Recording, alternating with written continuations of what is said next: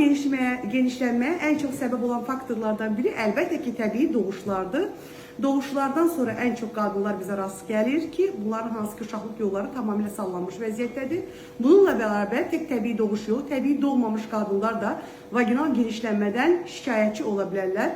Bunlar hansı qadınlardılar? Yaş artdıqca, menopaz yaşına girən xanımlar, hormonal problemləri olan xanımlar, xroniki qəbizlikdən, bronxitdən, asmadan əziyyət çəkən xanımlar və genetik çanaq dibi əzəllərinin genetik meyilli olan xanımlar ki, hansılar ki, onlar da tez-tez uşaqlıq yolu sallanmasından, onlarda da bu uşaqlıq yolu sallanmasına rast gəlir. Vaginal genişlənməsi olan xanımların şikayətləri nələrdir? Onların əsas şikayətləri cinsi əlaqə zamanı qaz çıxarma səsi və sidik qaçırtma, qəbizlik, əlaqə zamanı boşluq hissiyatı, yunan zaman əllərinə yad cisim dəyməyi, bu kimi şikayətləri olan xanımlar vaginal genişlənmədən əziyyət çəkən xanımlardır.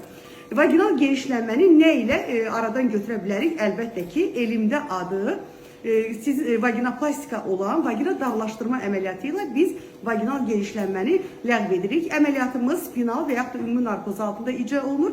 Əməliyyatın müddəti, əməliyyatın həcmindən və əgər estetik əməliyyatlar da olunacaqsa, yəni kosmetoloji, ginekoloji, kosmetoloji əməliyyatlar da icra olunacaqsa, ona bağlı olaraq 45 dəqiqədən 1 saat 20 dəqiqəyə qədər çəkə bilər.